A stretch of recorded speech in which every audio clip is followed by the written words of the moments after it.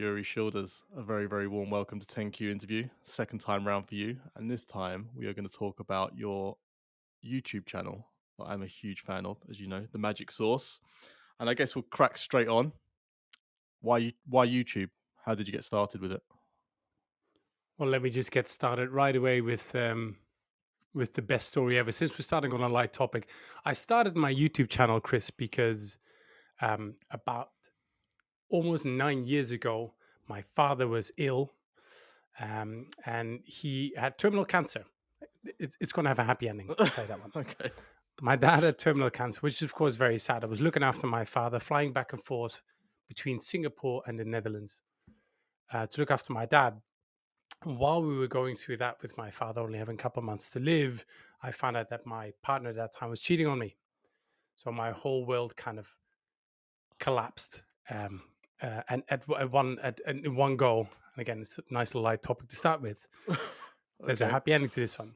So a lot of things kind of went wrong, and I felt very out of balance. And what I did at the end, because I had to deal with kind of my father passing away, my at that time wife leaving me with a so-called friend. There was a lot going on, and I fell down a bit of a dark hole.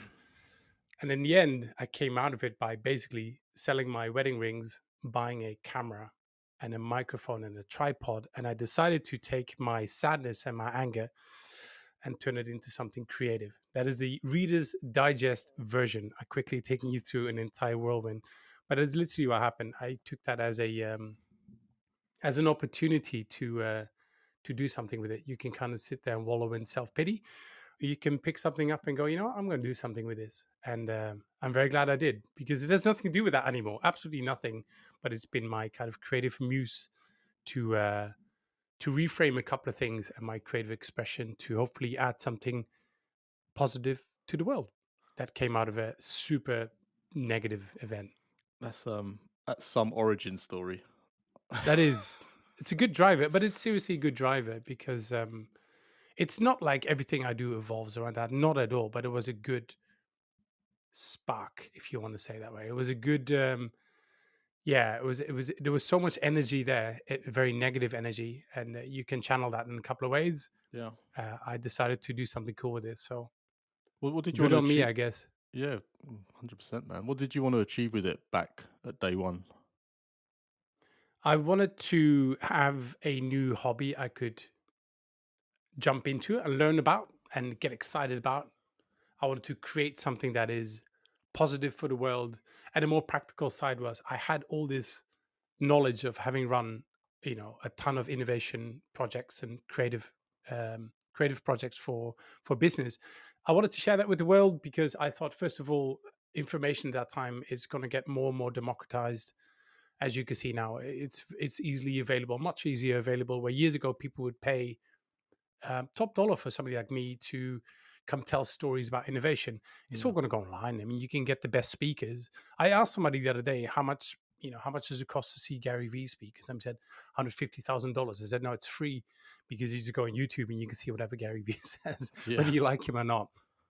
So I saw that happening, and I decided to just share and give the good stuff away. And a lot of the things I started sharing were really practical and simple things, and were often the things I didn't feel I needed to do for clients anymore. They would ask me for things like, "Hey, can you help us with a creative brainstorm for a company's Easter party coming up?"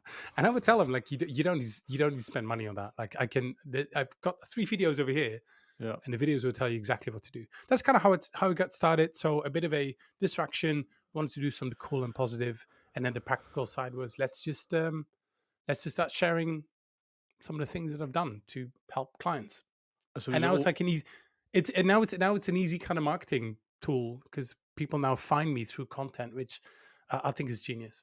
Yeah. Well, that's what I was going to say. Was it always when you got into it? Was it going to have a work focus? Was it going to support your work?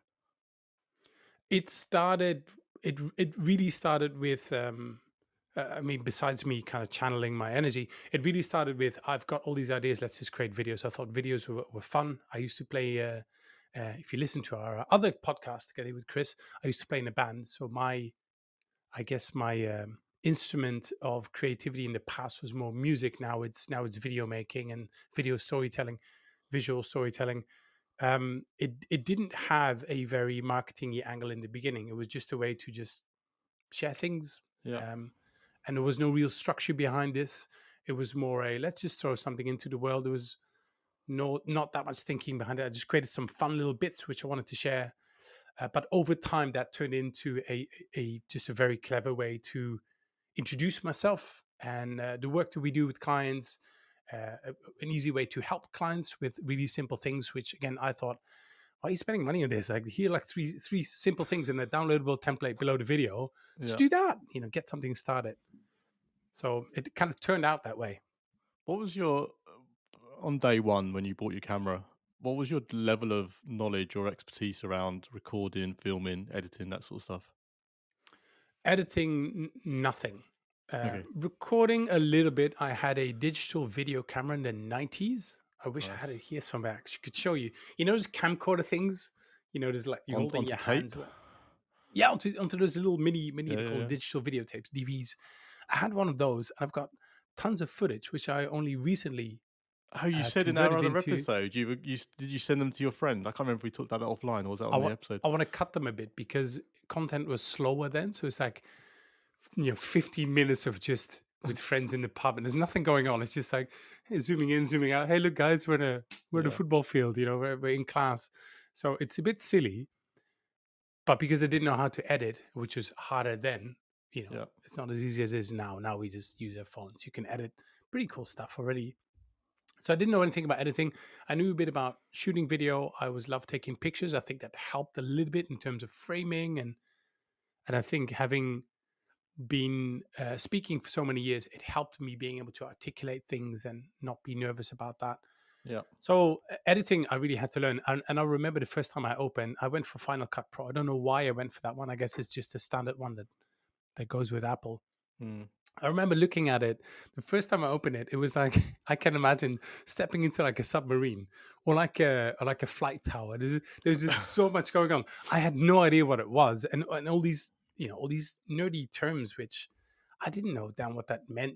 Like things like focus peaking and sound clipping and lower thirds and transition. I had no idea. There was so much going on, and it was incredibly overwhelming.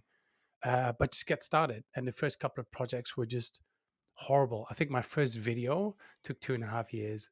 Like just going from I'm going to create video to actually posting one Okay. took about 2.5 years of procrastination. Like, but what am I doing? And who's this for? And it's got to be right. And how does this editing work? And get tired of it. And oh, I lost the files and I moved something from one folder to the other. Then the sound was gone. It was horrible. So my You first video is arguably the most expensive one I ever made because it just took like 150,000 hours or something. It's ridiculous. right, I'm gonna change tact here because you've just sort of stumbled upon something that I'm curious about. And for those watching or listening will not know that you and I have spoken about this offline many times, but for those people out there who are watching this thinking, "Do you know what? I really want to do a YouTube channel." Or actually, maybe we'll come to that in the later question. But I'm trying to work out how people can get past that hurdle, that year and a half, 2 years of, what'd you say, 2.5 years of idea to publish, because that's rubbish for everyone, right? Yes. Well, how do you get past this? And we've talked about this at length. And anybody who's ever heard any of my podcasts or any of my videos will have heard me say this. No one cares. So the first realization, because what is stopping people from um, putting content out there, putting themselves out there, putting an article, some kind of creative expression? What is stopping people from doing that? Well, it's usually the same things. It's usually I can't do this. I'm too fill in something. I'm too old for this. Uh, I'm going to look stupid. I don't know how to do this. Nobody's going to take me seriously. I don't have the credibility. All those voices in your head. And I once learned from an absolutely genius, crazy man called Richard Bandler, who's one of the founders of NLP. He talks about sock puppets. He goes, the voices in your head, they're like these little, "Meh, meh, meh, meh, meh, you can't do it." Meh, meh." And he says, once you start seeing them that way, and you add like a fake mustache and a silly hat, they actually look a bit stupid and they're a bit silly. And his whole thing was like give him give them an accent, go like, this is stupid. I'm like, oh, sure, yes, okay, yeah. You give them a different voice and they sound a bit silly, but we all have these voices in our heads, and those voices are stopping us.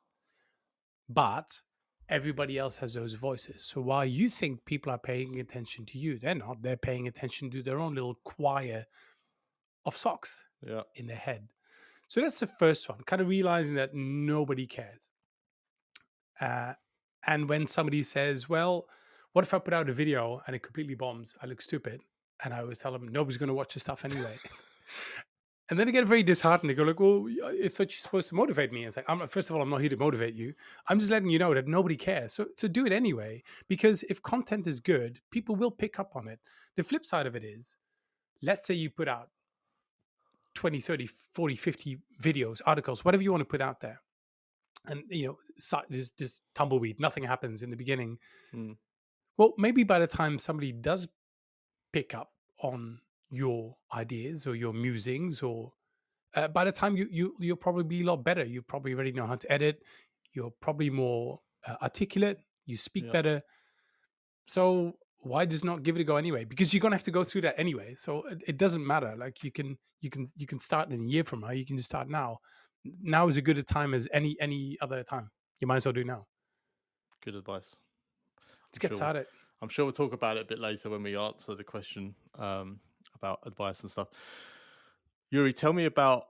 So obviously, I've seen a lot of your videos, and I guess some people who are watching, listening to this, may not have done, but they are very well put together. And from an outside perspective, I suspect it takes quite a lot of work to come up with the ideas. So I'm really curious about your brainstorming and ideation process, and what takes from that first thought to then getting it live. Interesting. Thank you for asking me that, because um, for the longest time, I didn't really have a process. Of course, I do. I don't have a very deliberate process. I think Okay. there's a lot of things that go into my mind, which I think are normal, which might not be. Um, I do these things natural because I work as what I like to call an innovation guy. So typically work with big business around the innovation challenges. They want to either solve a problem, they want to rethink a future, come up with a new proposition, bring it out in their people, but something that has to do with creating new value. Yeah. So I do that naturally in my work. There's tools that I have, which I don't really apply to myself. And maybe it's because they're so part of me. I don't think about them. I think that I suspect that's what's going on. But I've gotten more structured in how I do these things. So first of all, how do I come up with the topics? I find that incredibly easy. You and I have had this conversation where you said, well, sometimes it's very hard to come up with topics. I don't find that at all. It is so easy to come up with topics nowadays. I have lots of conversations with lots of people and they ask questions and I keep track of those questions. Every question, however simple, is a prompt for a reaction, some kind of content you could create. Now, whether the content fits within the brand of what you want to do, we could talk about that later. But if in my world, if it's anything to do with innovation, growth, breaking the rules, stepping into new territory, how do you pitch ideas? How do you build a business model behind something that's new and different? Yeah. Anything that kind of sits within that word cloud, any questions I see interesting. You can go on Quora, you can see what people say there. Lots of reading, but also lots of anecdotal things of having run over 100 projects, just remembering things that happen and using that as a bit of a prompt. So coming up with the actual topics and questions and ideas to me is super easy. Therein also lies the problem because it is very easy for me to quickly come up with a whole bunch of ideas Yeah. and then keep going for more ideas. What I should just do is just go, let's just take one and then work this one up. Because I would tell my clients the same thing. I always tell them, you don't need a million ideas. You need a handful you can go and test. So the trick there is to go a couple and just pick one. So what I do now is I have an Excel sheet which I keep track of all the videos with maybe a bit of a note or a blurb or an example behind it, Yeah. and I just pick them. And then very often what will happen, like right now, yesterday I read something which is kind of trending now. I go, I need to jump on that one for two reasons. One, because it's happening now and it's exciting. Two, jumping on popular trends will help you get your message out. Think about all the hot topics that are going on right now. and you create content around that one, Yep. there's a bigger chance of people seeing it. And then it's a matter of what I did before was I would take a big piece of paper. Basically, I have it's like a cardboard box. I have one here, not a box, a cardboard. Yeah, they call it like a foam board, basically. And I Yep. put a couple of post-its on there, just like prompts, with a couple of words. The post-it And I guy. would, yeah, I'm a post-it guy, totally post-it guy. If you're watching people of 3M, still looking for sponsors for the channel. But what I would do is I would have a couple of post-its with just a couple of prompts and a couple of words, and I would riff around those, which worked for a long time. But they would take editing would take longer because I would have more footage. I would waffle on a bit more. I would have more words to make a point. And what would often happen is I would repeat myself a couple of times Yep. because I'm more on the fly. What I do now is I write a script, and I cut out noise. I just cut out all the fat and just make it super crisp. And while I'm recording it, I might still add a little bit left and right, but at least I've got a script there, and that's really helped me because that made my recording. I used to have, let's say, 2 hours of footage, which then whittle it down to 6 minute video. There's a lot of noise. There's a lot of extra weight which you don't need. And Yep. now with a bit of scripting and thinking that through a bit better, already having an idea what's the thumbnail, that little picture you see on YouTube for what you click on or not. I already have the thumbnail, already have the title. I know what the video is about. I know why I'm doing this, why it's interesting for my audience. Only then will I record a video, which is, I'm still getting used to the process, but it's cut my recording time down from 2 hours to 15 minutes, maybe something like that. So much faster. Wow. And that's kind of how I do it. And then once there's a video, then it's finding the right time to upload, a little bit of a description under the video, maybe some keyword tagging, putting the title in there. It's a lot of work. So the way I say it is, it's roughly 3 hours a minute. So a 5 minute video will have taken me about 15 hours. And my editing is quite heavy. If you Yep. see long form content of, let's say, podcasts, it's usually a bit lighter. It's just like a 45-minute footage with not too many things. My videos are heavily edited. Do I need to do that? No. Did I need to style my hair today? No, but I like doing it. So it's it's kind of the same. It's kind of the same with those things, Make it. I like the stuff I put out there. Which, by the way, completely tangential point. Somebody told me that the other day that you shouldn't like your own stuff, as in that's self indulgent. If you like your own joke, your own gag, or something. Which the Dutch are a bit like that as well. I don't think we're that uh, on the surface humble as Brits, for instance. I think the Dutch are a bit more, I wouldn't say confident, but maybe a bit more outspoken about things. But even that, in our culture, like, you shouldn't like your own stuff. But you want to be proud That's of it that though, right? True, but it's too easy to then go to for that to be seen as arrogance, and I don't think so. I like my videos. I put stuff out there, and I see the things I've edited. I'm like, that looks really cool. Yeah. So why not? Because if I don't like it, then why would anybody else? That's kind of how I look at it. Now, not that I watch my own videos on loop, but while I'm recording it, of course, I'm going through my own video several times. I know every angle of that video because I'm cutting it. I'm adding colors to it and putting text overlays, sounds. I can spend 2 hours looking for that one sound of a cat. So I'll have like a little pun in there about cats.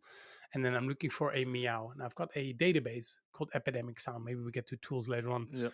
Epidemic Sound is just, it's a subscription model. You sign up, costs a bit of money per year. You have all kinds of music, royalty free music, sounds.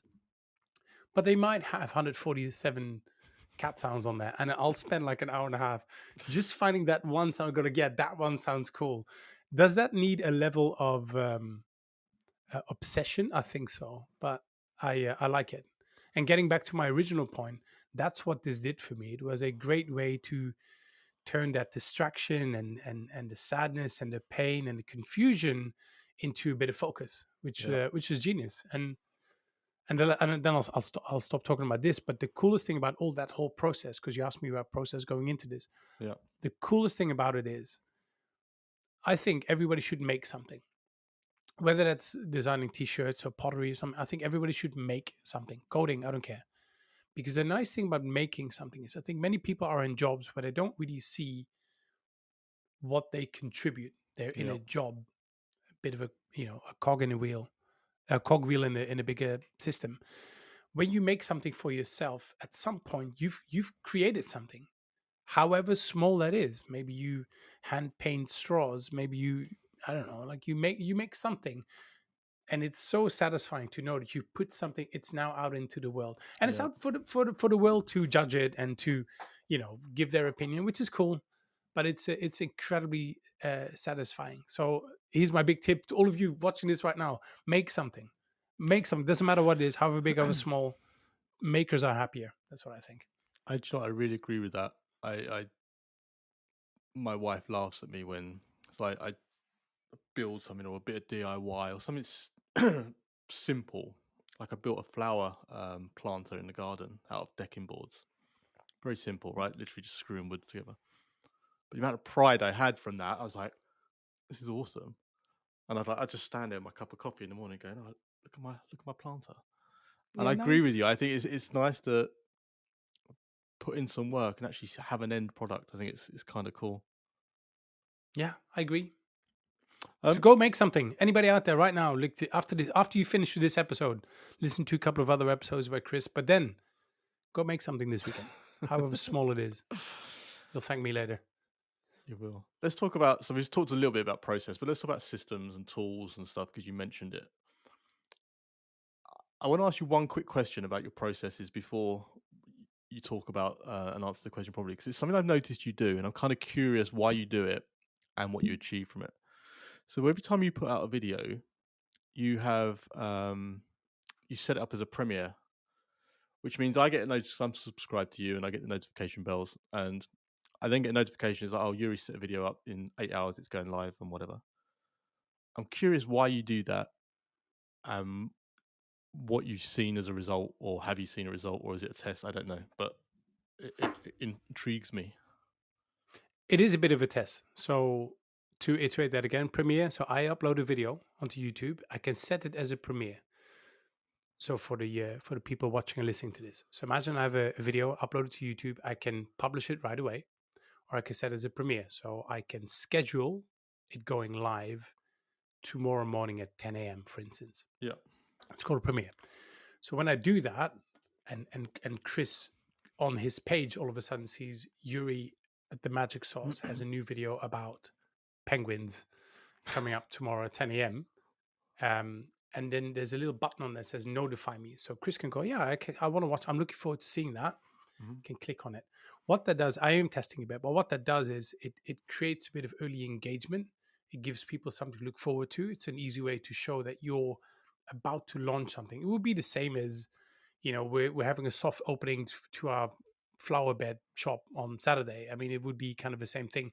You're Well, creating a bit of a buzz before. and it all, I mean, like, the big movies do it with trailers, right? It's the same similar principle, I guess. But I guess the reason I was asking is because I don't see many YouTubers do it. Oh, I know. I know many who do it. It's more for lives. I think people do it for live sessions more when they want people to join. Okay. So, 10Q podcast is going live tomorrow.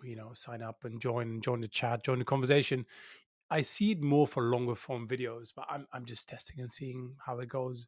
Okay. And I've noticed that people like it. People do get a notification saying that this video by this person is going to be live then, and it gives them an opportunity to put it in their calendar because you will get an invite in your if you're signed in, you get an invite in your inbox saying, Yeah, I Chris's do. video is about to go live in 15 minutes or in an hour, and that really helps. I think it's just a early engagement, getting on people's radar, inviting people um, to your new video, and it gets people excited because they can see the thumbnail already. So you use your thumbnail, that little image, as something to entice people to join. Like Yeah. that should be good reason for people to go. Oh, I want to watch. I want to watch what that's all about. Okay. I guess as well, I mean, in the world of algorithms that we live in, I wonder, and maybe you know one way or the other, but I wonder if YouTube, it's like an Amazon book launch, isn't it? When people pre-order the books, and as a result, then Amazon gives it more weight in its algorithm to then promote Yeah, it or whatever. yeah, I guess it's potentially similar in YouTube. I don't know. that's possible. I think we don't have that much insight in how the algorithms work exactly. I think YouTube gives away a lot more data and a lot more information about how they do things and how the what the algorithm is looking for and what it does and what it doesn't. And by the way, the algorithm isn't some evil monster that is out to like suppress your videos. If you are creating content and you're going, nobody's watching my videos, well, probably your video wasn't that good, or your thumbnail wasn't that good, or your title. So, um, but it's giving YouTube gives a lot of information, and they set you up for success, which is what I absolutely love about YouTube. That's why I still think it's probably the best platform for business to set up. They have pretty fair pay compared to others. I Yep. think they're a lot more transparent, and they give you the tools for free for you to be better, because that helps them. If my videos do really well, Yep. well, that's going to help them with the ad dollars and stuff. So it's a smart model. If you look at a platform like LinkedIn, gives you nothing. LinkedIn will tell you, 29 people from the recruitment industry have looked at your profile. Somebody in sales has looked at your profile. Who gives a toss? Like, I don't care about that. Yeah. Now, LinkedIn wants you to pay for that.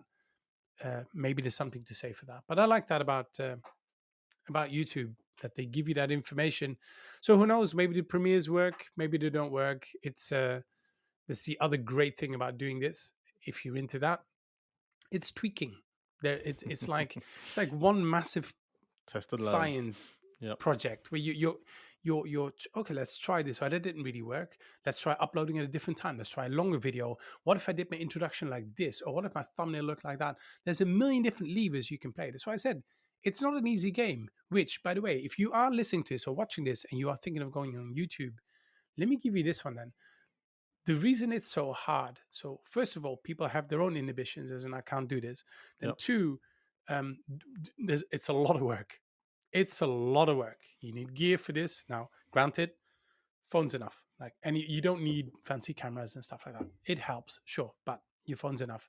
Yep. Um, Editing is very complex. Like I said, there's all these things that actually make it quite difficult, and therefore most people won't keep up with it anyway. So if you do step into the game and you find a way to enjoy it, it is hard work, but if you find a way to enjoy it, if you keep at it and you keep trying, you will succeed. Now, what that success means, of course, is different to different people, but you will learn, you will grow. Um, it doesn't mean you're going to get 10 million subscribers or 100 million like PewDiePie or Mr. Beast. Maybe not, but maybe that's not what you need. Yep. Um, because it's hard work. That's it. It's not easy. The best things in life are actually quite hard. You know that phrase, like the best things in life are free. No, the best things in life are actually pretty hard to get. But you can go for it. You can gun for it. Why not? If it was easy, everybody'd be doing it, wouldn't they? Oh, exactly. That's why you have TikTok. Yeah. Okay. It's my fault, but we skirted around the processes and systems question. And I know you sort of vaguely talked about your processes with your script a minute ago, but is there anything else, any sort of specific tools? I know you mentioned Epidemic Sound, tools, apps, um, people you may have brought in to help you with certain things. Okay, so now keep in mind I've been doing this for a while. So over the years, I've invested in more. So when I got started, I bought a secondhand camera with a secondhand lens, a simple shotgun microphone, so one that sits on top, one of those cigars that points at your face, Hmm. and a little tripod. That's how I got started. And I did everything with that and a laptop. Even if you just have your phone and all you have is your phone, a Samsung, an iPhone, whatever it is, you can do all that stuff. It's got a microphone, you can edit on it and everything. So I'm going to be very clear about that one. Now, when you go forward, you start investing in things. You would do the same as a business. You either start investing in people, in hardware, software. Same for me. So a couple of things that I use. Um, First of all, I already talked about kind of the hardware around kind of mics and stuff. But software wise, I use a place for my B-roll. So let's say I'm looking for a bit of footage, just a 3 second. I make a little reference to a penguin, and I want like a 3 second clip of a penguin. Kind of, I love penguins, by the way, for people watching. That's the If second you time hadn't you've noticed, mentioned penguins. I love penguins. If somebody goes like, give me a random word, I'll probably say penguins. But let's say I want to have a 3 second clip of a penguin waddling around, walking around. Then I would go for, I use story blocks. It's one of Oh, them. I've There's heard of other that. Yeah. ones called Envato is another one. There are a couple of places, but I use story blocks. There's heaps of B-roll in there. So I might be looking for somebody who looks confused, or I might be looking for something that represents If you look about like speed of growth in a business, I might just look for a bit of footage of like the Shinkansen train in Japan, like the bullet train flying by. Yeah. So I use kind of metaphors for things and then I find footage. So Storyblocks is one. I use epidemic sound for music. For the people out there, if you are going to monetize your content, when I say monetize, for instance, there's little ads I run at the beginning, at the ending of my videos. So I get a bit of monetization money. Just so you know, it's not much. I get between $50 and $100 a month. So it's really not that much money. But at scale, of course, longer over time, that can add up. If you want to be monetized, you cannot have copyrighted music. If I want to play the latest Foo Fighters track, or the latest The Weekend or something in my video, it will get demonetized really quickly, and I'll probably get a copyright strike against me. So that's why it's important to find uh, copyright-free, royalty-free music. I use Epidemic Sound for that. I often just use Pexels. Pexels is free images. Now I've got free footage, well, not free music, but royalty-free music, royalty-free footage, and free images, royalty-free images. And then recently, I've been playing with editors. I've given a couple of editors a video with minimal instructions and kind of go, look at some of the other videos. I'll pay you for your time, even for the sample. Look at some of the videos. Here's a bit of a brand guide. Here are the fonts I use. Here are the 4 colors I use. This is kind of the style. Have a go. And yesterday I made an offer to one of those. So I'll be having an editor to do a lot of the heavy lifting because I want to create more content. I want to go back to the podcast, sharing a lot more content. Yeah. And the reality is, I'm just for 5 years, I've just been doing 100% by myself. And what that means is just ask my girlfriend. It's like evenings and weekends, and you know, when other people go out, I'll be sitting there looking for cat sounds on my computer, which I enjoy doing, but it's do, just a lot of work. And I think now it's time to up the game a bit, and that means investing. do you think it's important that you went through that 4 or 5 year journey to now when you're trying to hire an editor that you also sort of understand what they're doing or what you need to ask them or brief them in? I think it is crucial, even Yeah. because there's something I learned from my mom, my dad. I'm from a family who were self-employed at home. We had our own family business. And mom and dad always told me the same. Like before we hire somebody, they had an import-export company. But before we hire somebody to drive our forklifts, we need to do it ourselves. We need to know what that is. So they did all the work themselves, and therefore having a lot more, not only empathy, but just understanding. And it makes communication a lot easier. Yeah. So I think it is crucial. I don't think you have to be as good as them. That's why you hire people. At one point, you hire people, I think so, at least for me, who are better than you. I want this, my new editor, Paige, if you're watching this, what's up? I want her to add stuff to Yeah. what I do, and I want her to be better at things. Um, and that's why it's really important to first understand it yourself, because then you can you understand the process. It helps you communicate to other people and appreciate it a lot more as well. Also, with things like lighting is a great example. Oh, it got really dark really quickly. It did get dark then. So this is what we call Dutch weather, people. Let me just adjust the camera here for a little bit. See, we just do this live. Also, the other one is if you let me find my I guess it goes buttons back here. to your point about the cat sounds, right? If you know that potentially you could spend, and I know it's an extreme example and you're joking a little bit, but if you know that it takes an hour and a half to find that perfect cat sound, then you have to know that when your editor's looking for the same thing, it could potentially take them that long, right? So Well, if you, that's one for sure. yeah, but Yeah, if you turn around to them and say, "Oh, I want this video back in 20 minutes," because you don't know how it works, then that's unrealistic and it's not going to be great. But obviously, knowing how it works, you can be more realistic in your requests with them, can't you?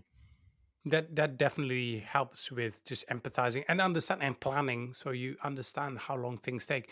Hey, and mate, I've had this with clients where they go, but it's only it's only Yeah, like 3 sketches, or it's only 5 minute a job. 2 minute video, and like Yeah, that was like 3 days of shooting, so it takes a lot longer. But more importantly, I was just going to say, before the light drastically changed, I was going to say something about lighting, so maybe it's a sign. Lighting was genius. So when I first got started, I didn't. Now I've got a studio light over here, and I've got all these clever, we call them LED or RGB lights. yeah, You can change the different colors. Fairly inexpensive. In the beginning, I didn't have any of that. So I just used natural light. Now, the problem with natural light is, as you could just see, the moment that clouds roll in, the light changes, everything kind of changes, which is a bit annoying. So in the beginning, I started playing with lights. Now I bought a light kit, like a studio light kit, but the cheapest version. So something called 3 point lighting. In any studio, you have kind of, if you're watching this on video, or if you're listening to this, I'm basically pointing a different direction. You have three kind of lights around you. It's called 3 point lighting. So one is kind of slightly above you, behind you, and then one in front of you, one's more to one side. I looked at videos about how to do this, and I got these lights in. It has a big light box with kind of this white sheet in front of them, and etc. I set it all up and I recorded it, and I swear that video looked like I got captured by a terrorist cell and had to read out a ransom note. It was so incredibly poorly lit. Also, I lived in Singapore, so I was like a bit sweaty. So you could see kind of my sweaty forehead. There was a massive, kind of shadow cast on the wall behind. It looked horrible. Hmm. Was there anything wrong with the lights? No, I just didn't know how to use them, which is the same with any kind of technology. Yeah. So I started playing around with things. I started trying things. Okay, so the light's way too bright. What if I just take out two bulbs? There were four massive bulbs in each light box. So I take out two. Okay, still very bright. Let's hang a towel over it. Let's try to diffuse it a bit. Let's bounce it against the wall. And just by playing around with things like this cheap IKEA kind of desk lamps. I don't know if you can see this, like one of these lamps. I got exactly the Just same one over here. oh, it's the most, for people listening to this, the most famous lamp, the Pixar lamp. Basically, that's what it looks Yeah, like. that's it. Yeah. It looks a bit like that. By playing around with things, by being scrappy, I like to call that scrappy creativity. By playing around with things and trying to figure out what's working, what's not, I learned so much about lighting. So a bit of YouTube watching, a little of tinkering and playing. There's a great Dutch word for people who don't speak Dutch called klooien, and klooien basically means mucking around, mucking about. And that is so important in this. You have to play with things. You have to tinker. And because I went through this, now when I bought, this is a professional studio light. Here's a very famous one. It's an Aperture 120D. A lot of studios have this one of these big domes, looks like an umbrella. Because I learned all that stuff about lighting, I now understand how to use lights like this. So I can probably walk into any studio and understand the basics. I'm not a lighting professional, clearly, but I will know enough to make that work. And I would not have gotten that if I hadn't gone through the pain myself. And I think Yeah. it's the same on all these other levels as well. Just because I figured out how to do transitions in video, I understand how that works when my editor does them as well. Yeah. And therefore, I think it's really important, and will help you in the creative process as well, because you understand how things are made, and therefore you can make better suggestions. Indeed. Let's move on and talk about goals. So I'm actually Gold. gold. Gold. It is gold. I kind of actually just suddenly thought about it. Where I'm not sure we've even named your channel. You've vaguely mentioned it earlier, but so your channel is called The Magic Source. Yes, It talks about innovation, talks about entrepreneur, talks about business growth, creativity. Yeah, creativity, and it is a very, very good watch. And I'm not just saying that because you're on the show today, but it's a great watch. it is. I mean, I'm going to share. I can't remember if it's live, right? The Lego video you did. Lego one's on another one for people who don't know. Did you share that with Shall me? I Did you tell? share that with me separately? I shared it with you. It's on a different channel. I for the people here, I'm quite unemployable. I think it's probably good way to say it. It's not because I'm difficult. I think I've been doing my own thing for way too long. And even when I was 8, 9, 10 years old, my dad already said, you should never work for somebody else. And he was right. So what happened was there's a couple of jobs and companies where I've always thought if an opening happens there, if I get a way in, I would love to work for these guys. And there's not many. And there's many great companies out there. I just think for me, there's only a couple. Yeah. And I saw an application for the head of innovation at Lego, and I love Lego. First of all, grew up with it, but also just the company, what they stand for. I thought it was genius. Um, and I knew it was going to be a bit of a risk because, let's be fair, Lego is a very strong culture, long legacy. It's unlikely they will bring in an outsider for a senior role like that. And I kind of knew that, but hey, if you don't know if you don't shoot, you'll always miss, kind of thing. Yeah. So I put together this. I was going to apply for the job on the site, and it's like an SAP, one of these boring kind of recruitment systems. Which, by the way, if people from Lego are watching this, it is a bit embarrassing that for such a cool company, you've got such a an unpersonal SAP system there, which does not represent your brand. But anyway, I had to upload my CV and my cover letter. And just as because I just heard about the role on a Wednesday, and I was like, okay, I've got time on Friday. Just going to upload a little my CV and a little, and I had a little video attached about kind of, hey, my name is this, and here's why I want the role. And I missed the deadline, so I logged on, and it was, you can no longer apply for this role. The error code. I was like, no. So I then added a bit to the video at the end of me uploading that thing, and it kind of not working, and it turned into like a 2 minute, kind of an engaging, kind of fun, lighthearted. It's good for Lego. I don't think Merrill Lynch would have appreciated this, uh, or the Royal Sun Alliance maybe, but at least Lego. I thought it would be fun. It was very kind of playful. It was all about learning and about why me. And I uploaded that video, which tells the story of me applying, and then at the end, kind of going, "But I couldn't apply because your system didn't allow me to upload." I started sharing it on social, and a friend of mine was always said, "Well, actually, I know some people very high up, like they're responsible for people and talent within Lego. Do you want me to share your video?" And I did, and everybody started, on LinkedIn and on other platforms. People started tagging the CEO on my video, and I got on their radar. And I had a chat with somebody from Lego who said, "Look, would you like to have a chat about the role?" He said, "I'm not the hiring manager, but I would love to chat to you about this." And I said, "I'd love to." And he goes, that was a bit of a ballsy move to put that out there. Let me just Is adjust it my the light. video's live some? I've seen it, right? So I'm assuming I don't know if you shared it with me directly, but is it live somewhere I can link to it in the show notes? It's not live anywhere. It's on a different channel, but I can see if I can dig it up. I'll put it. I'll send you a link for here under the I video. just You can watch it. It's just unbelievably cool, and I think It um, got their attention. That's all I wanted. yeah, So video, by the way, great tool to get people's attention. It's not for everybody. It's not for every occasion, but it's a great way to do this. And it stood out from the pile of, I hereby apply for the role of ABC in your business PDF files, which they got. So well, do you know what? As well, I had a previous guest on 10Q interview. He used to use video as his outreach thing on LinkedIn. So whereas you're on LinkedIn, everyone's getting this, oh, these cold email messages like blah blah blah. I love your content. Want to do blah, blah.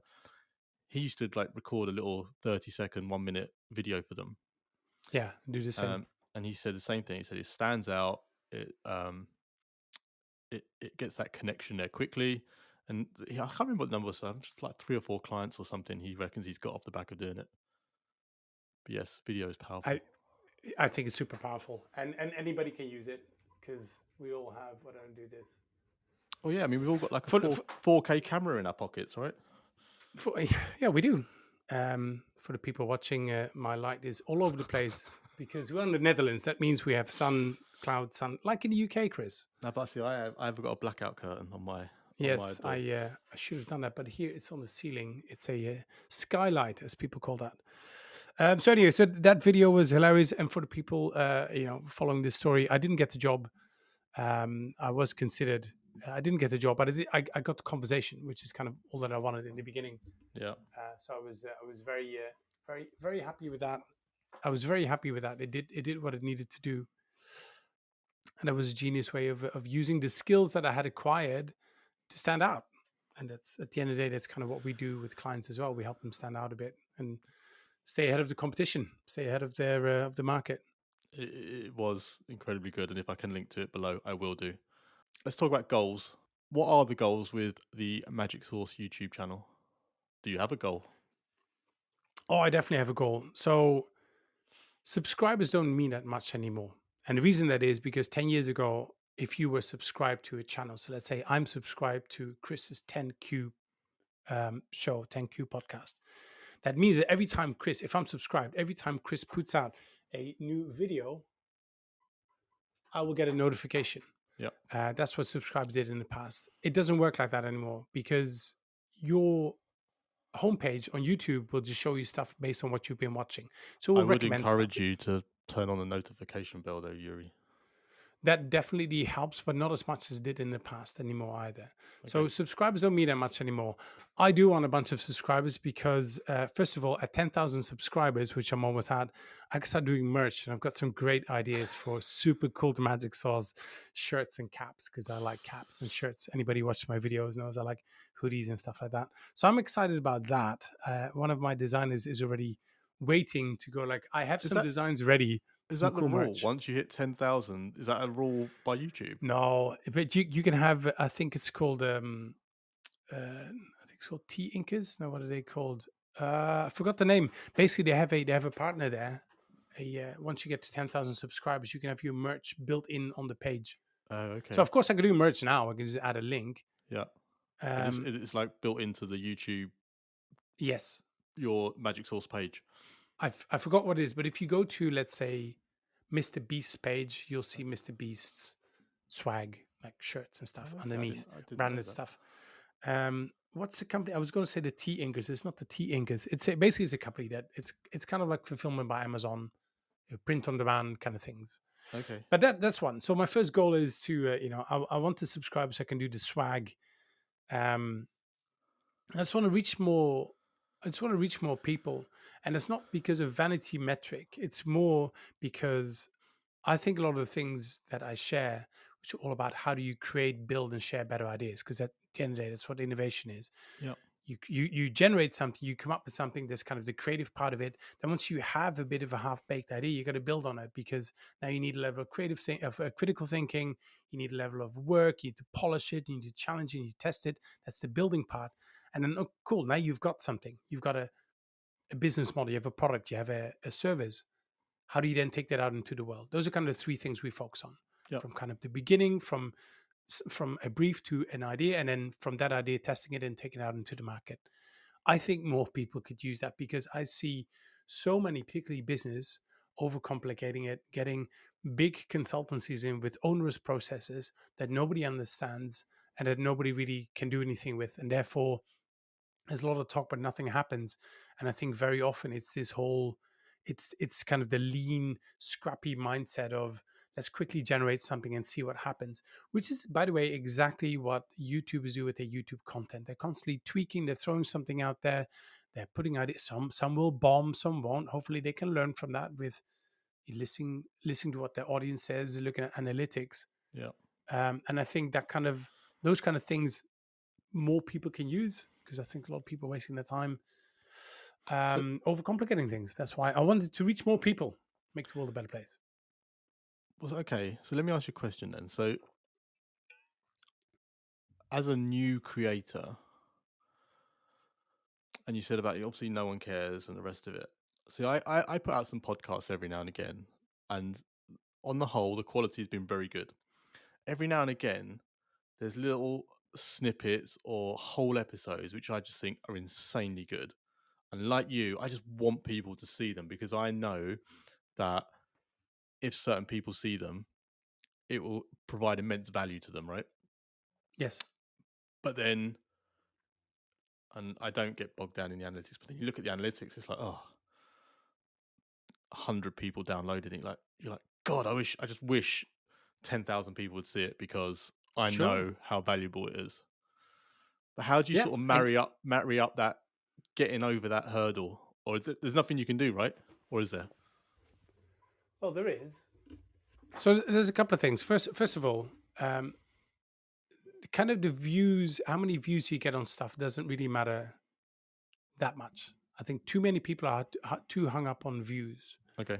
I would much rather have 100 people viewing something who go, "Oh, that was really interesting. Want to share that with somebody?" Then 10,000 people. You look at a lot of social platforms. They'll like stuff. They'll click on stuff. They say, "Oh, nice. Thanks for sharing, Chris." Yeah. And then that's it. I would much rather have a smaller, more engaged audience. Not only because then you can see it actually has impact, even if it has impact on a few people.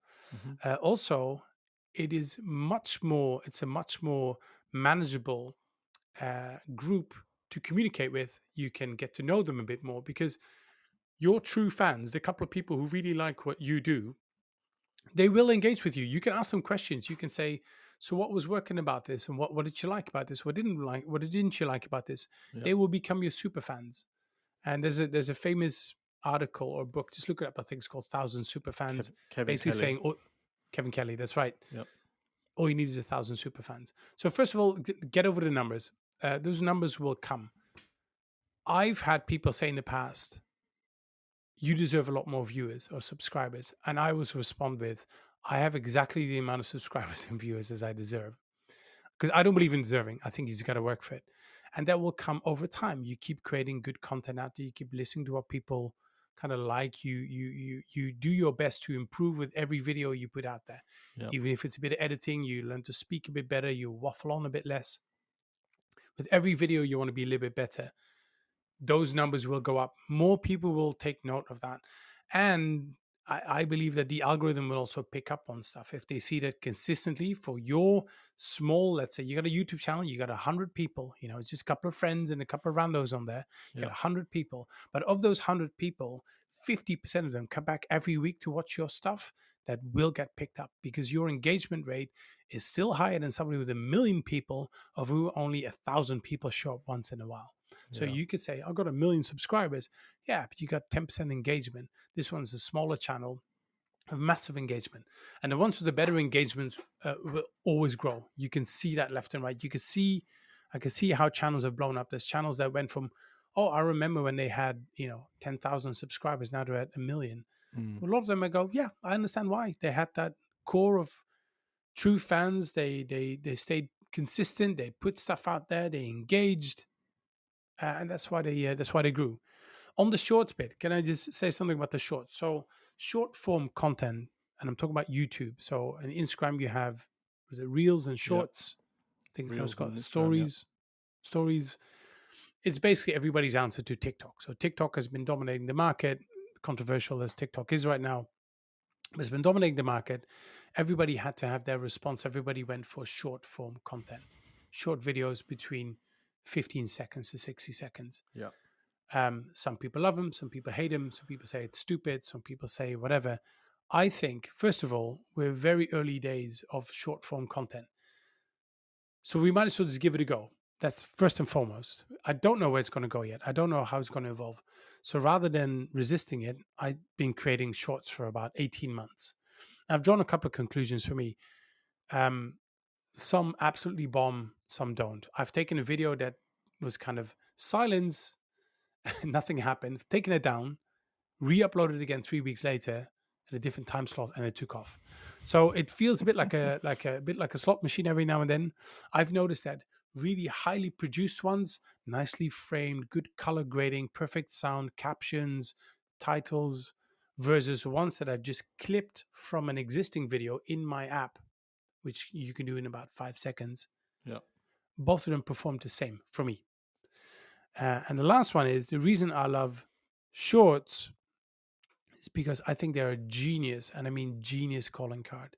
They're a genius way to connect with your audience, to give people a bit of a snippet of who you are and what you do. Again, I'm talking about this in the context of I have a business, so it helps me promote what I do. And last time, Chris, you and I talked, we talked about know, like, and trust. And the whole Yep. principle behind it is for people to trust you and work with you. Let's say you do something, you want clients to buy your services. Well, they have to trust you. For them to trust you, they have to like you. Because in general, if you don't like somebody, you don't really trust them. Yep. And for them to like you, they have to know you. So you can be the best person in your field. If nobody can find you, it's pointless. You're not gonna get anything off the ground. And shorts, they're snippets where you can share a little tip, a little story, make somebody laugh, show an example. That these little things you can put out into the world, which are kind of cheap and cheerful, kind of simple to do, Yep. which can put a smile on people's face, can maybe give somebody something that they can do something with, and that over time. So people now over the years have gone, Yuri the magic sauce innovation, Yuri the magic sauce business creativity, Yuri the magic sauce rule breaking, kind of standing out. Well, this again, there's like a word cloud which I think is coming through with people, and the reason I know it's working because of two reasons. One, I got my first client in who just watched a couple of my videos and said, "We like what you do." They don't know me, never worked with me, and gave me a big project, like a big, meaty, chunky project based on my video content alone. Number two, the requests I'm getting are a lot more aligned with exactly what I do, which means I really think the content, what I've been putting out there, is really helping solidify that or clarifying what I do. Where in the past, people would come to me and say, whatever, we want like photoshopping of an image or like logo design. Like that is not what I do at all. Even though it's creative, that is not what I do. And I Yeah. think that is where these shorts have really played a massive role.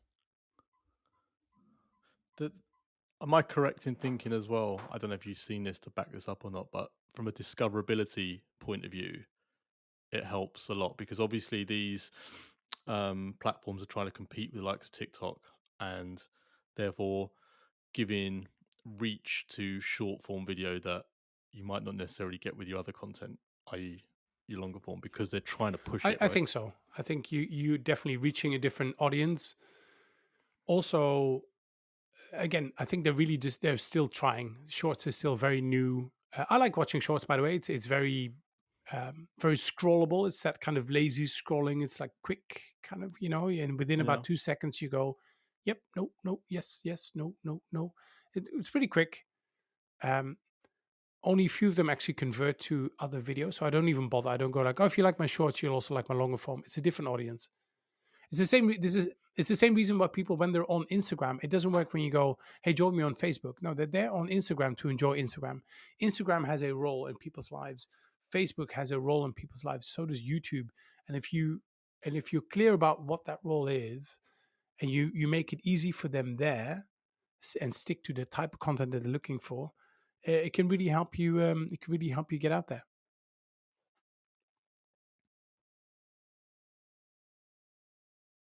Not at all. Not that I can see, but my thinking is over time. So by buying virtual real estate, as I call it, so by being on LinkedIn, so a couple of years ago, I would have said pick one platform and stay there. So where do you want to be? Do you want to be on LinkedIn? Is that where your audience is? Do you want to be in TikTok? It's cool. Now I'm a little bit more of no, spread it a bit. I use shorts as an easy way. I share my YouTube shorts on Instagram. I upload them as a video on Instagram. I don't expect people to go from Instagram to YouTube because, again, people are on Instagram because they are in a mood to be on Instagram. However, I do know that if over time, again, people see my face, um, understand that my channel, the Magic Source, is all about helping business creatives and innovators be better, tools and skills to help you create, build, and share better ideas. If that message keeps repeating over time, it'll be easier for people to find you. And this is where kind of the branding kind of comes in. If you're kind of clear about what you do, it's easier for people to connect you. Um, because if you don't understand what somebody does, if they're well, so what do you do, John? Well, I'm a lawyer, but I also like bake cookies over the weekend, and I'm trying to be a life coach and do this because that's what happens to a lot of people, and they put it all on one platform. It's a mistake I've made. I put out content because I started listening too much to what people wanted, and then I got pulled into different directions. So I did a bit of this, bit of that, bit of this, and it got very confusing because people are like, so wait a minute. So are you like helping people create video storytelling content, or are you like a consultancy agency, or a design? Like which one is it? And I've kind of picked a path, and now I'm just hammering home that message over and over again.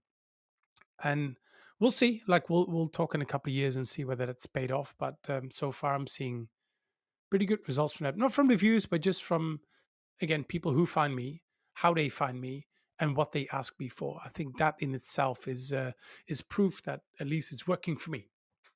We spoke, or you spoke briefly earlier about audience engagement, and I'm curious what your thoughts are on it. Do you actively do it? Do you have a method to do it? Do you look for feedback? Do you want feedback? Have you been trolled? Audience engagement. So I love the audience engagement because, first of all, I think is the right thing to do. Now, there's different thinking around this one. I know, if you look at massive channel, let's say Peter McKinnon, right? Peter McKinnon makes videos about video making and or now like travel and everything. But Yeah. he started as a kind of photographer, videographer and stuff. He's so big, he does not have time to respond to the 25,000 comments that he gets on his videos, which I can completely understand. I'm not at that size. I mean, like my top video maybe has 200 comments, and on average, maybe I get three comments. I always respond because my whole brand is about being as personable as possible, Yeah. still being a business professional, but I like the personal touch of things. That's why I like video. That's why I like sending videos, video messages, because it's a bit more personal. Um, my other side is I've had it. I'm thinking of a couple of people now. I won't name and shame them, but shame on these people who, on the outside, will say, engage with me, connect with me, leave me a note, and I'll reply, but then they never do. And I go, well, that's a bit of a shame because people do go to these places often because they know, like, and trust the person. Yeah. And sure, it's about the content, I get that, but people do enjoy, they want to interact with people. I was on a program about kind of passive income, right? With a community of people, which was led by a well-known character in that world. And I signed up because of that character. It was not because it was the best community about building kind of passive income. It's because this person was very well known. I've been following this person for years. Yeah. I like what they stood for. Now, they were barely involved in the community, which maybe for legitimate or illegitimate reasons. But I thought it was such a bummer. I'm like, well, we're kind of here because of you. Yeah. Doesn't mean that you have to respond to all my messages or whatever it says. I'm not like claiming people's attention. Yeah. But if you are out there saying, like, hey, connect with me, guys, I would love to hear from you guys in the comments below, then respond. Don't be a dick. Then just take some time to do this. And Gary Vee says that he did that for years. I don't think he can anymore at this scale. I get that. But when you still can, yes, engage. Now, like, who do you engage with? Do you get any trolls?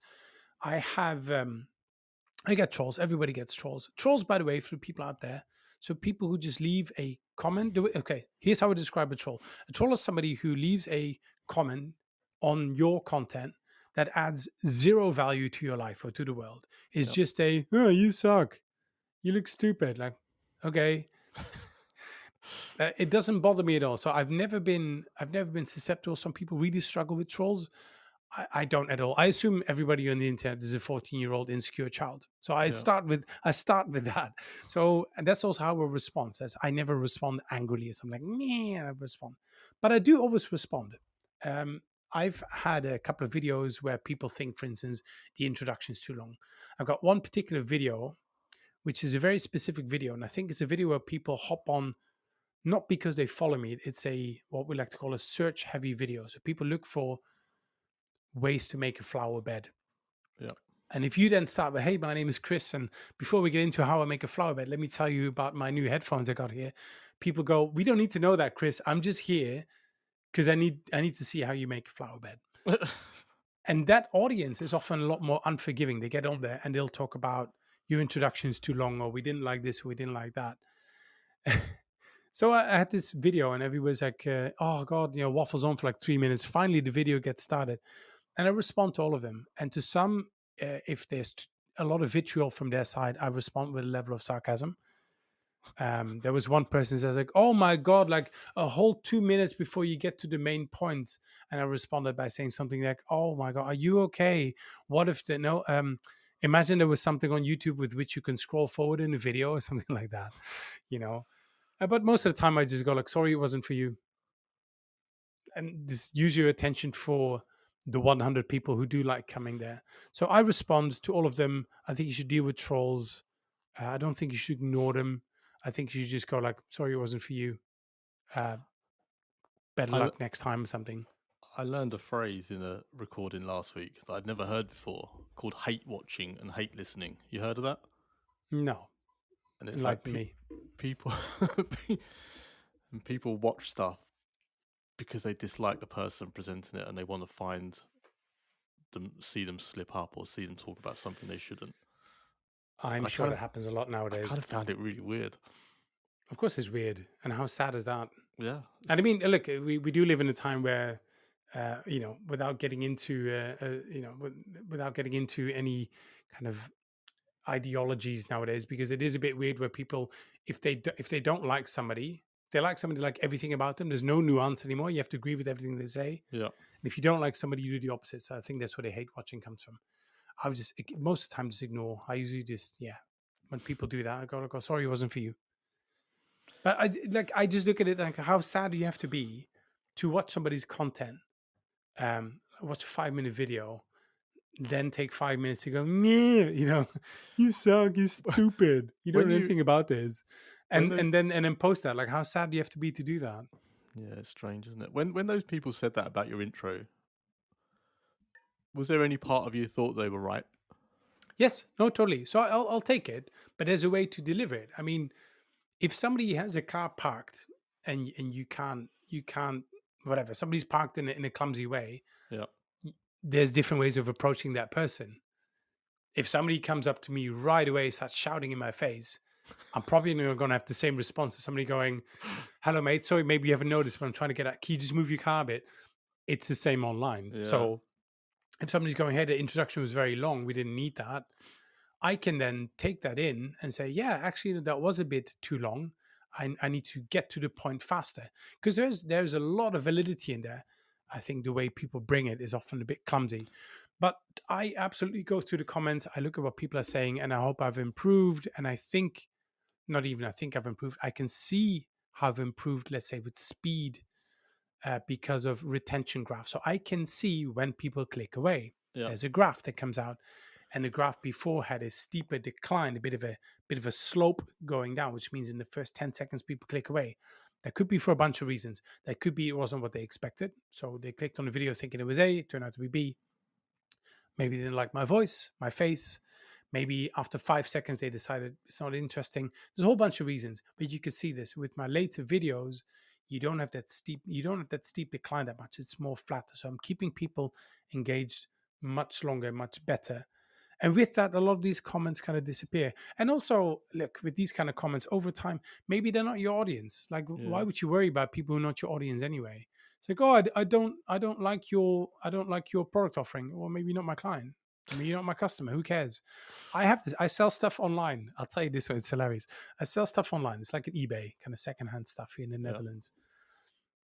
I had, I think, a pair of sunglasses on there, and they're very expensive glasses. They're Chrome Hearts. If you know, Chrome Hearts are they're a couple of $1,000. Anyway, I had something on there, and I'm selling it for nothing. They're as good as new, very maintained for like 40, no, not even, like 25% of the price. So in comparison, it's a really good deal. Yeah. Got somebody on there who wrote me an entire paragraph. It's like, oh, Jesus Christ, how dare you charge a price like that? That's just almost criminal. I would never buy something like this. For that money, I could buy 10. And it was just him telling me that he found my price out of whack. A guy called Hank, like the Dutch version of, anyway. But like, why do people do this? So I if you don't don't want to know. buy it, then don't buy it. So I, of course, replied with, "Thank you so much for that feedback. We are now revising our entire pricing strategy here on this second-hand market platform app." People are strange, That's man. silly, but just ignore. So yeah, I engage with everybody who's kind intent, and I respond in a. I like to, rather than just saying thanks for the comment, I like to give something that's useful, something that's pertinent in that context, whatever they pointed out. I do the same thing on other platforms. When I respond to somebody's something on LinkedIn, I rarely say "cool." I would much rather than either maybe debate it, challenge it, but add something to the conversation. So I like to engage, but I can also understand when people get bigger. Yeah, maybe they don't have the capacity, nor the bandwidth to do that anymore. So I can understand that. But while I'm still a small, almost insignificant YouTuber. So if you guys leave a comment, I will reply. People, I can tell you that one. It's a shame, isn't it, that there's obviously a crossover where the growth happens in part, not solely to, but in part to that audience engagement, and whether it's like the super fans who are sharing your content or the feedback they're giving you on your intro being too long or whatever it may be. And then there comes that crossover point where it's just not feasible to manage um, the engagement process any longer. Yep. Well, which is understandable. But then I know, I what understand again? it, but it's just a shame, isn't it, that it has to happen. There's not really a middle ground. It is a shame. Well, I think a lot of people will have moderators, right? Proxy moderators. So once Chris Hutchings' 10K podcast becomes so big, you might have somebody to moderate on your behalf, right? So I can understand that. But what just irks me a little bit is people who pretend to be this super approachable person, and it's just a bunch of bollocks because that's not what they are like at all. Mm. Like then just say that, you know. But don't pretend Playing like, the game though, aren't please. they? That's the problem. Yeah, maybe, but again, I'm a bit simple that way. I like to be a bit more, maybe a bit more, maybe a bit more real and What you maybe see it's is what you authentic. get. I don't know what that is. Yeah, kind of. I'm a bit simpler that way because when Mm. people meet me, because with my celebrity status, with all of my fans, both of them, when they meet me, they realize that I'm basically exactly the same as I'm on my videos, Yeah. which I feel really good about because I thought about that a while back. Imagine that you can't be yourself in your a work setting or with your family, with your friends, how stressful that must be. And I Yeah. know a lot of people are because we have different sides. You have a role of a partner, you have a role of a father, you have a role of an entrepreneur. You play different roles, so people are a bit more nuanced, a bit more situational. But mine are pretty consistent across the board, and they always have been. If you were to talk to my kindergarten or primary school teachers, they would not be surprised with kind of who I am now and what I do, Mm. which I think is because it's the easiest role to play. I don't Oh man, have to I have to remember stories, and it's just kind of me. I talk about this a lot. I think it's so much hard work that I am just far too lazy to do. Like I can't be bothered to be playing these different roles, and because exactly like you said, I mean, how do you remember what you said to one person to then the Yeah, next person, and then I was like, oh, I spoke to Yuri last week. Oh, I'm gonna speak to him again. Oh shit, what did I like? yeah. I haven't got It's time for just, that, but I feel like that's something you grow into. I don't know if that's something that when one is younger that you're trying to find your identity and trying to find who of you are. course. But But even now, let's talk about that a little bit because even now, look, I am I am the way I am and unapologetically myself. It doesn't mean you can't grow, you can't learn, and finding your identity, even with a podcast, even with writing, you have to find a voice. Now, mm, my voice is consistent and congruent with who I am. It's not necessarily a persona on video per se, but for instance, being more animated with your hands and people watching this, I'm just moving my hands a bit more, yeah, it helps. It makes it a bit more personal. So I'm more aware of that.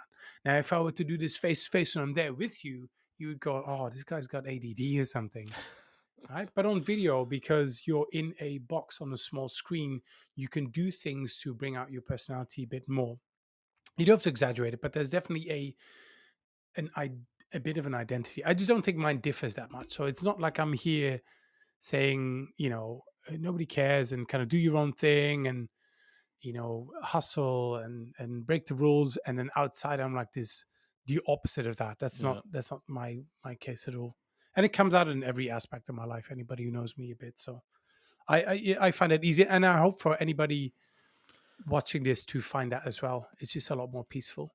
agreed, mate, Just agreed. kind of accept that. It doesn't mean you like, oh, I'm just being I'm just being a dick, and that's just the way I am. No, you can change behavior. Yeah, Behavior you can change, but I hope for people that they find some comfort in themselves and understand that it's good enough to start with and then develop from there. agreed, mate, agreed. We're going to talk about analysis now.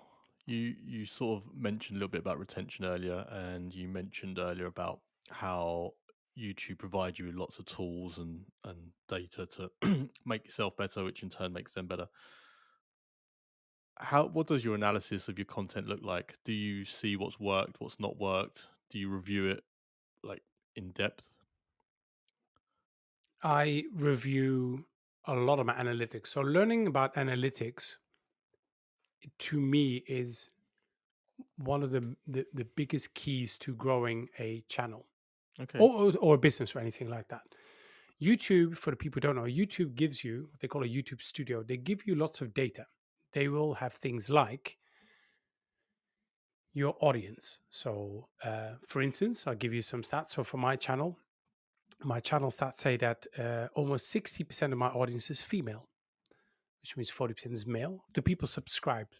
people they can see that about. Maybe somebody lied about their age or their gender or something like that, Yeah. right? That's a little bit different. But I can see that 6% female, 40% male, nice and binary. Thank you, YouTube.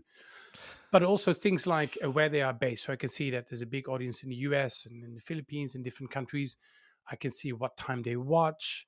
I can see when people click away. So I can go back to a video and say, there was a steep drop off because whatever the example I gave was too long. So Yeah. they give you lots of data. You can then compare videos. You can compare your last 3 videos with your first 3 videos and look at retention. How long can you keep the attention to the video? Yeah. And if you get into the habit of frequently looking at those, don't have to um, get too sucked into them because it can be a bit of a rabbit hole. You start reading into everything. But I think if you just keep a healthy track of things like that, you can learn a lot about your performance because the whole if you can measure it, it can be is again Managed. it can be done or something. Yeah, it can What be could be managed. measured can be managed. Yeah. Yeah. It can be measured, can be managed, and it's the same thing here. And that data is, I think, crucial for if you want to grow your channel. Now, in the beginning, don't read into too much. It's like you need a bit of a data set over time to see any patterns. I'll give you an example. I'm wearing a sports watch by Garmin. Let's say that the watch is new and I've only been tracking my sleep for 7 days. Yeah. I shouldn't draw too many conclusions from that, right? Because I go, oh my God, every time it's Thursday, I don't sleep well. It must be because it's Thursday. Where if I do it over 6 months or 12 months, I go, hey, wait a minute. Every time I go out drinking, I don't sleep as well, or I sleep better, or whatever it is. It only makes sense over time. Yeah. YouTube analytics are the same. Once you have enough videos up there over time, you are going to see patterns. And the way I read analytics without getting super nerdy about it is literally with a cup of tea, sitting back and just kind of just let it come over me, kind of thing. Like not read into it with too much detail, kind of go, I'd be interested to see how the first 24 hours of this video compared to the first 24 hours of that video. And can I see a pattern in there? And just over time, you'll start to see things which should be your big kind of buoys in the water you can steer around. So for those aspiring YouTube creators who are watching or listening to this, is there any particular analytics that they should be casually paying particular attention to, in your opinion? Yes, retention, Okay. retention, retention, retention. How long you can keep your audience engaged on your video. Do they watch the entire video? Do they click away after a couple of seconds? I think retention and then session time, which is something a bit more complex. So if they go from one video to another one of your video, have you seen at the end of a YouTube video, they go, Yeah. hey, and if you enjoyed this video about Chris, you might want to enjoy that video about this person. Yeah. If you keep people watching longer on your channel, it's called a session time. So let's say one session on your channel where I binge 7 Chris Hutchings 10Q videos, Yeah. I might have a session time of an hour and a half, right? That session time is good. But to even get there, you need better retention, Yeah. right? So, how long people stay on a video, which leads then to the question, how long should my video be? As long as it needs to be. If you can hold the attention for 12 minutes, awesome, do it. If you can get your point across in 3 minutes, people will love you for that. People don't have the same attention span, and it's easy to blame it on attention span. The reality is we have better examples of how people can tell a complex thing in a couple of seconds. There's some great breakthroughs of the last so many years where people have been very clever taking something that's complex and making it very simple. Yeah. Whether you agree with that or not doesn't matter. It's just that things have gotten shorter. So if you can make it shorter for people, if you just as long as it takes to get it across. So that's your retention time. Have you And the better just you do doing? this, and sorry, I got like one last point because Go that's on. so connected to this one. Then the one before that. So we look at overall session time, Yeah. how many videos they watch, how long they stay there. That depends on your retention, how long they stay on the video, because very often only at the last 20 seconds can you go, now go watch this video. Yeah. You can't put that anywhere else in the video, by the way. You can only put it in the last 20 seconds. And then one step before that is your thumbnail and title, because you can have the best video that's 12 minutes long that's been taken 100,000 hours to edit, and you've got a whole funnel where they go from this video and then part B, part C to the story. But if nobody clicks on your video, all of that, what I just said, is completely irrelevant. Yeah. So 3 things. Learn to get better thumbnails because you are competing with people that have a team of 20 people designing one thumbnail, like in Yeah. Mr. Beast. You're competing with them. On that home screen, your thumbnail will be in there. So you get better thumbnails, which probably means learn Photoshop and stuff, better titles, and those things kind of hang together. So those would be the three metrics: how many people click on the little icon and kind of get into the video, Yeah. how long did it then stay, and do they go from one video to the other one? That would be kind of my my top line months. Have Sorry, I you? interrupted you before, Chris. No, no, no. I was interrupting you. I was going to say, have you, by looking at those three data points, have you made changes into the way you either produce or your final edit? Like, Yes, was there something you kept seeing in your retention chart? It's like, oh my god, I have to stop doing that, and yes, then you did stop doing it. yes. Very often when you begin, particularly for people who have a channel that is connected to a business, so you're some kind of business persona. You're going to use video content to draw attention to your painting business or your design bureau or your law firm, whatever it Yeah, is, right? Very often, professionals, let's just call ourselves professionals in a professional context, we tend to think we need to establish credibility. And I think people have learned that from old corporate courses somewhere. yeah, My biggest mistake, and I see this a lot, is thinking that I need to establish credibility. So what in the past would happen is a lot more like, "Hey everybody, my name is Yuri. I'm very interesting. I've done a lot of interesting things, and I'm going to tell you a couple more interesting things in this video about how you can do more interesting things." I would have a whole introduction, and everybody goes, "I don't give a shit. I'm here to talk about the interesting things." I want So to learn not how to having a build my flower bed. yeah, like not having a better hook in the beginning, give people a reason to stay. And I learned this from Ed Lawrence at Film Booth. Hey Ed, who you know as well, who says people are actively looking for a reason to click away. So they have a million choices in front of them. They're on their phone, on the bus, Yeah, on the sofa at night. They were looking for reasons to click away. So give them a reason to stay in the beginning. That first opener, the first 5-10 seconds, can you create a hook that's interesting? And then over time, when people like your content, you can give a bit more of yourself and they go, oh, he's actually an interesting person. He did some interesting things. Then in the beginning, nobody cares about you. They're there for the content. Then yeah. you can build that over time. So that's one big one. The strong hook in the beginning. My second one is thumbnails. Thumbnails used to be an afterthought, and thumbnails are more important now than they were before. Yeah. But thumbnails used to be, I had an idea, create an entire video.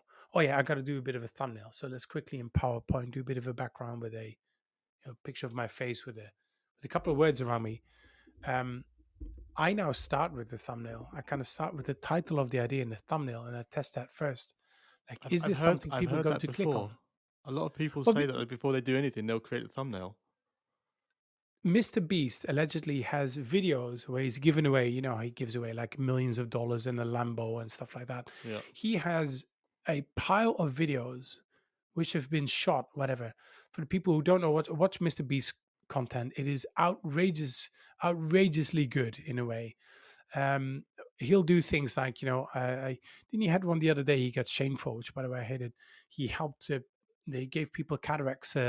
He yeah, paid yeah, for people's cataract surgery, and then he got crap for it, like, oh, they're using people with disabilities for the betterment of his own channel. Like, dude, everybody says that rich people should do something better for the world, and you got somebody with money who goes like, I'm just going to give money away, and you go like, you can't do that.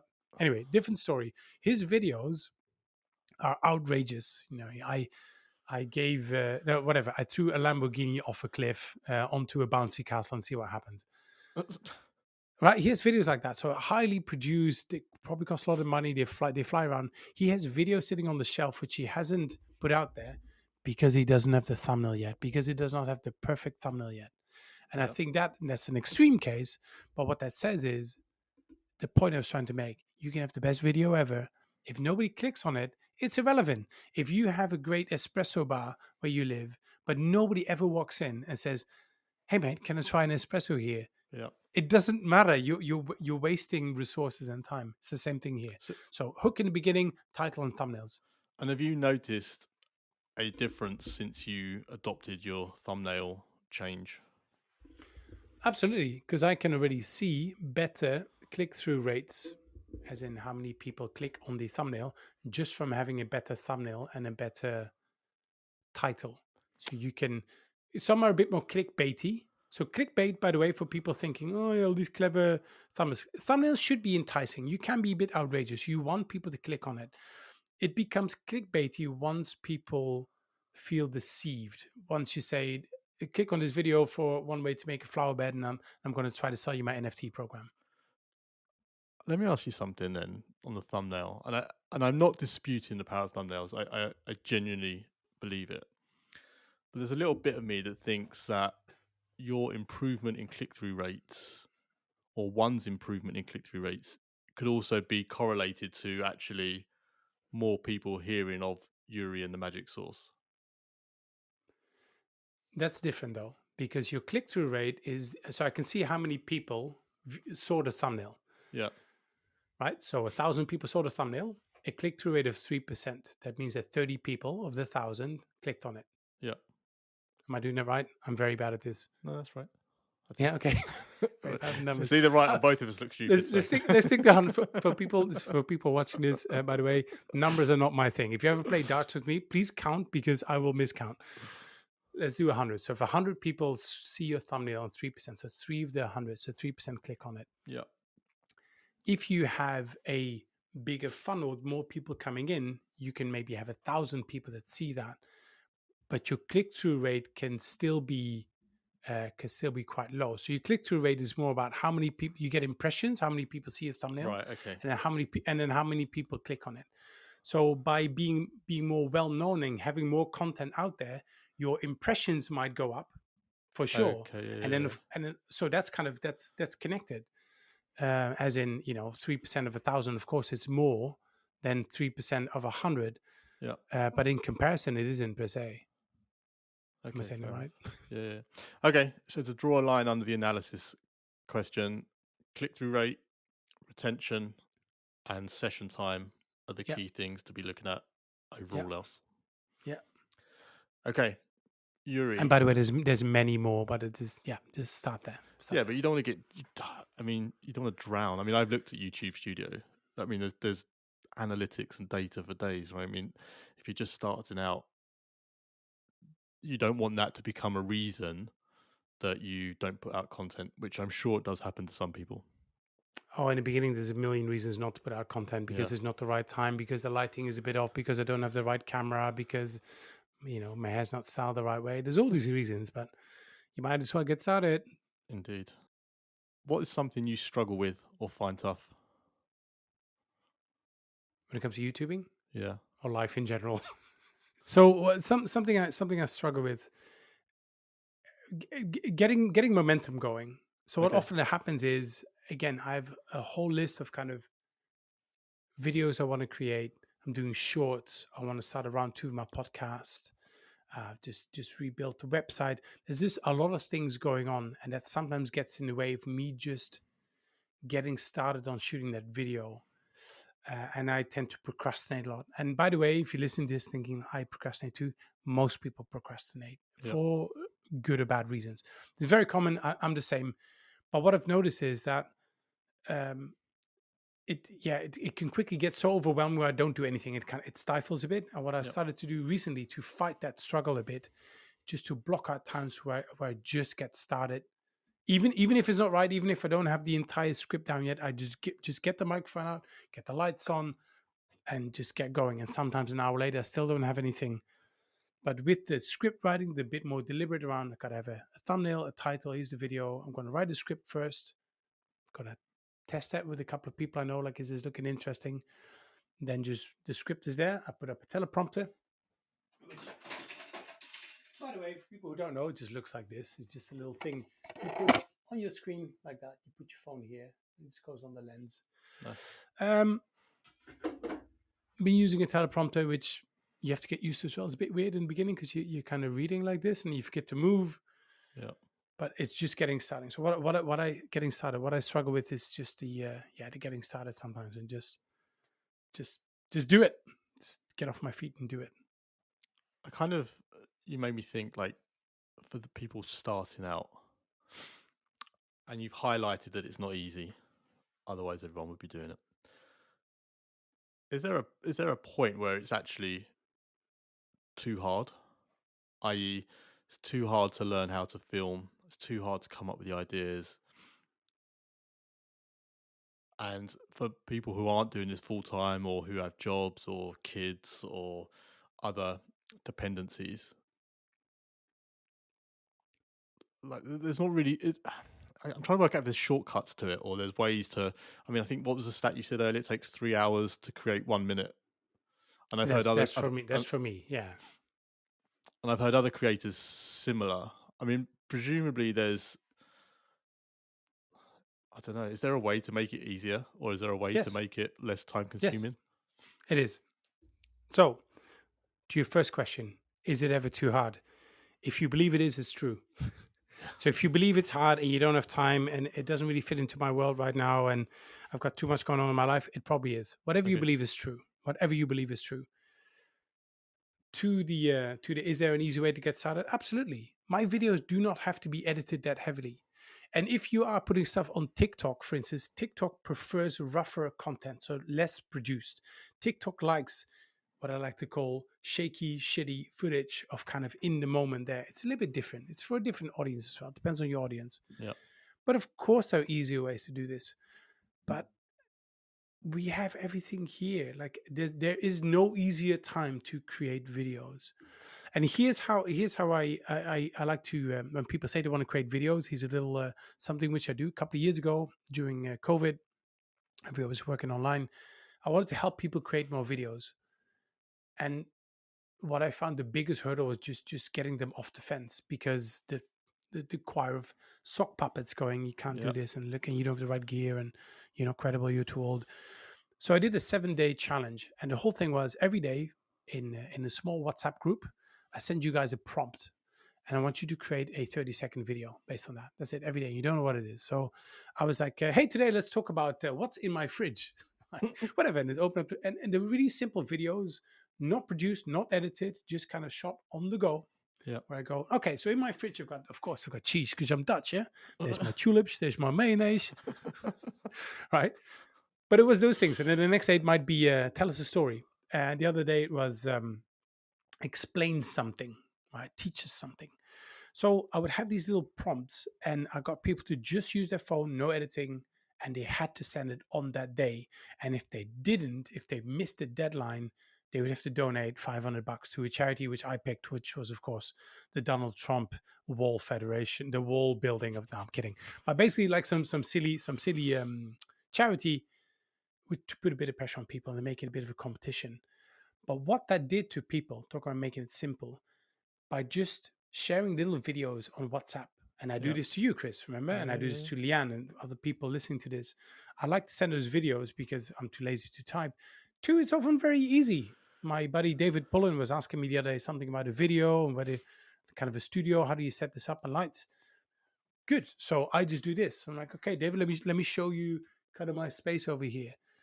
Not edited, unpolished, send it through one take. It's not supposed to be polished. What that does is it just gets you used to creating videos, sharing it to people, um, and it's a really easy way to get started. So, to me, there is no simpler time to get started on this one than now. Can Agreed. you make it super complex and hard? Of course, if you have a super busy job and you're a single parent and you need to look after a pack of stray dogs and you collect penguins on the side, you might not have time to spend 15 hours that week on a 5-minute video, Mm. but maybe you don't have to. Maybe you outsource that, or maybe you just create a super rough and ready, unedited video and you just slap it right onto YouTube or Instagram or LinkedIn, whatever it is. There's no easier time. But again, to my original point, if you think it's hard and it's impossible, it Yeah. is. Whatever you believe is true. And just as a little segue there, David Pullen, who you mentioned, is coming on the podcast next week. I think he's Of coming, course he actually. is. David's genius. I'm looking forward David, to that. David, by the way, David has when I first met him, we kind of met through LinkedIn, and he reached out to Leanne, who's one of my business partners, set up a program with, and Leanne sits in Australia. And I think I met David through Leanne, and I sent David a video. He wanted to chat. He said, "I would love to chat about something." And I sent him a little video, and he sent a video back. And David has the most amazing voice because he was a voice actor and an actor before. Voice actors are actors too, and he's got this beautiful voice. And I think in one of my videos when I first started chatting to him, I referenced him. I said I put him in the same breath as Morgan Freeman and Who's Darth Vader again? James Earl James Jones. Earl Jones. He's just such a good voice. So when you see David Pullen, just the voice, man. You're the voice. I'm looking forward to it. Just to draw a line under the previous question, have you ever thought about packing it in, stopping creating stuff on YouTube? Yes, all the time. Do you? Yeah, no, I did for a while, because it's hard work, and it's like, oh God, for the money you're getting for it, it's really not worth it. And it shouldn't be about the money. I get that, but almost everybody creating content gets to that point. It's like, man, I've done like 200 videos. I put all my blood, sweat, and tears into this one. I sold my wedding rings to buy a camera, all that kind of stuff. And it's like, it's just not taking off. And it's not even like I'm not making money. It's more like, maybe people are not interested in this. This is, I'm sitting here alone in like a really small pool. Nobody's in. Maybe I should do something. I maybe should go on OnlyFans. It's a great alternative, by the way. So I've had that many times, but then I remind myself that nobody cares, Yeah, and it is a nice little hobby. It's a saner and a healthier hobby than many others, and I just enjoyed doing it so much. So I just stopped caring. Understand that Mr. Beast's first 500 videos, he said nobody watched. He was yeah. like, he had like 1,000 subscribers. It was crap, and he said because they just weren't good enough.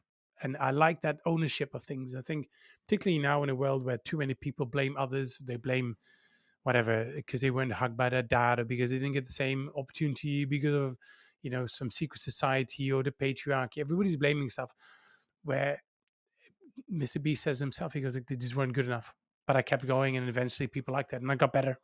It's that That's delayed. it. It's that delayed gratification, isn't it? Everybody wants stuff instantly, right? We're living in the delivery prime generation where stuff's on our doorstep 5 minutes after Yeah. we order it, and we see the likes of Mr. Beast with hundreds of millions of subscribers. It's like, oh well, if he can do it, how hard can it be? Of course. But he's been doing. I think I did. I think we might have listened to the same podcast that he was on, but he's been doing it like 15 years. Yes. He started as a kid. His first videos, I think he's only 27 or something, right? So he Yeah, started at 12. Yeah. yeah, yeah, Think about it.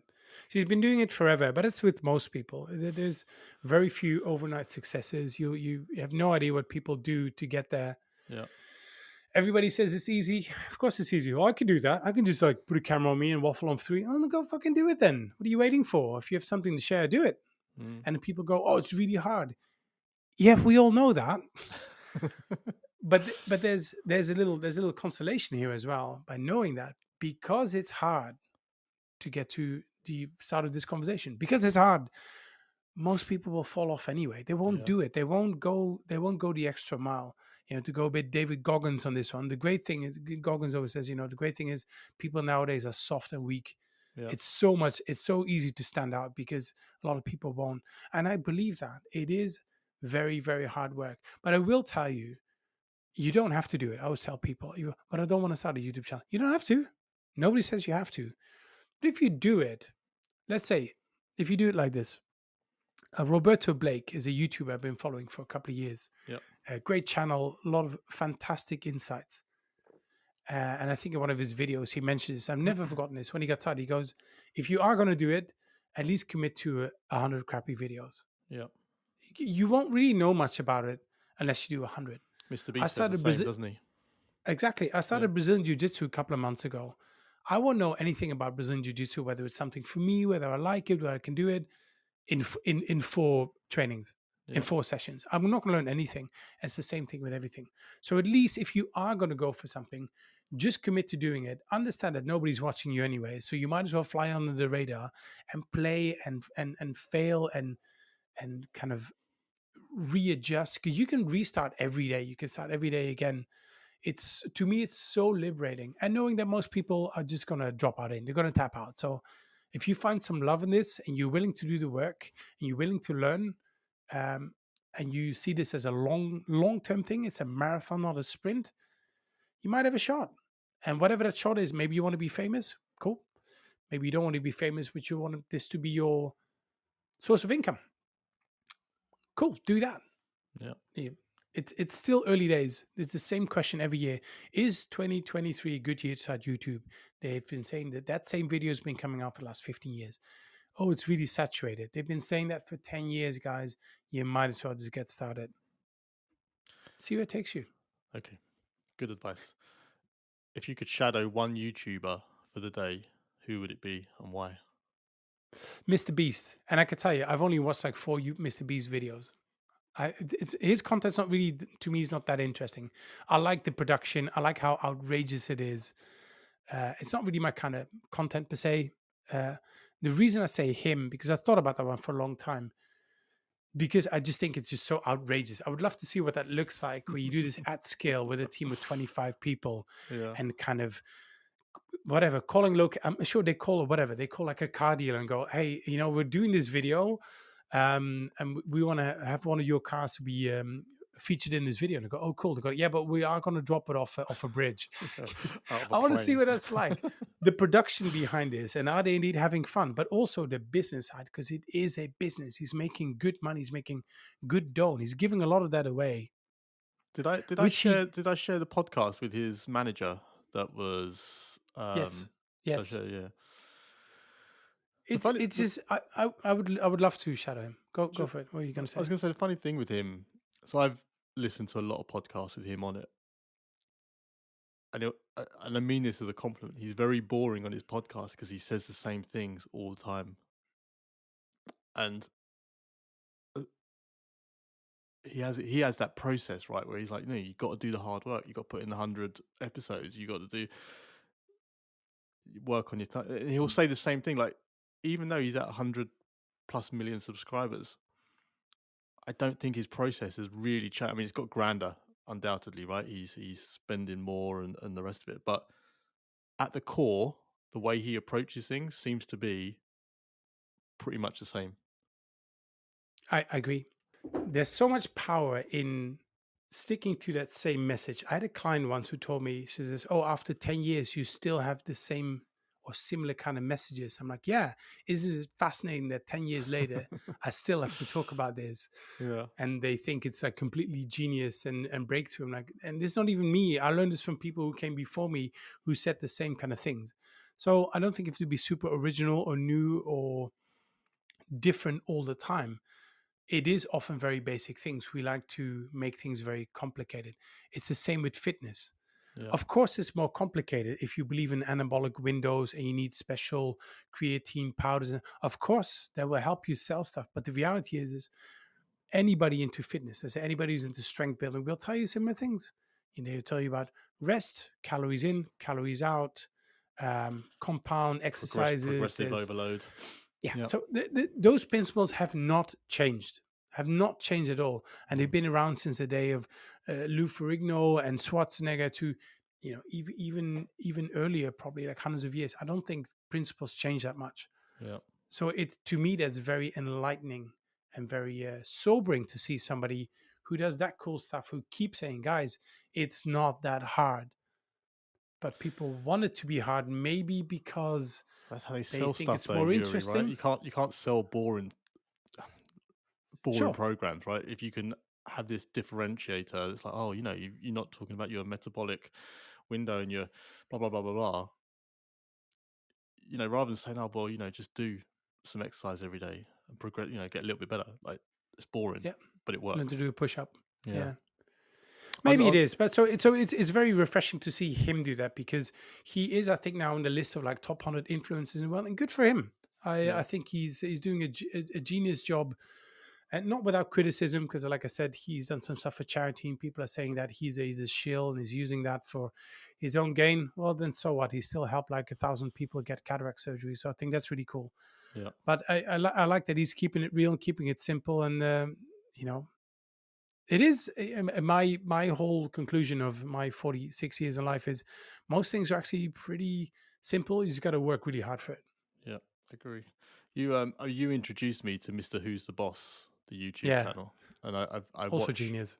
Yeah, but he did a tour of Mr. Beast's studio. Have I you haven't seen seen that that one? one yet.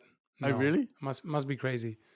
Oh, you should watch it. Obviously, two of your two creators you admire. I think you'd really like. I'll link to it below, but it kind of blows your mind a little bit the scale that Mr. Beast is working on. But I'm sure. But how much fun is that for that guy to be having fun as well? oh, It's and what you he was want when just you're a kid, right? You wanna grow up to be he doing the stuff. he's the dream, exactly. But he's also a beautiful example. And Mr. Beast is one. There's PewDiePie. There's Peter McKinnon, Casey Neistat. There's um, so many people out there now, like content creators, who maybe knowingly, unknowingly, have given a bit of a middle finger to the establishment. Where years ago it was laughed at. Like people even laughed at me, kind of going, "Why are you creating videos? This is like such a waste of time. It's so Yeah. stupid. You're really, what are you, like 15?" Mm. Yeah, like that's not a business. You're just creating videos. Okay. Well, look at these kids now. 17 years old gaming. With a Lambo. I'm not saying you need to go for a Lambo because, by the way, I think there are cooler cars in the world. If you do have that money, you want to spend it. I don't think you have to lead that life, but good for them showing that it can work. Yeah. And it's totally attainable. But again, we're talking about the extremes. There's a lot of people who can use this platform not just to make money, but to get their ideas out there. First of all, to make something, which you already said is very gratifying, to reach new and different people and help other people. Yeah. If you help, was it Zig Ziglar? If you help enough people get what they want, you will get what you want.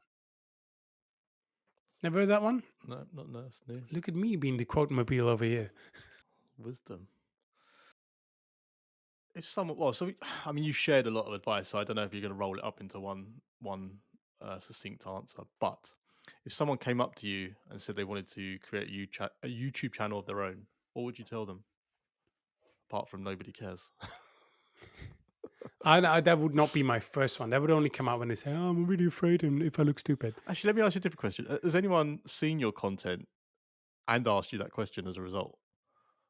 As Maybe, in, as maybe, in, I maybe want to start a YouTube channel. yeah, maybe a friend or family member or All the time. And really? you no, actually, they're usually not people I know. They're often hey, my mate here also wants to start a YouTube channel, and I thought you two should chat. Like I have nothing to do with my time, which I find interesting.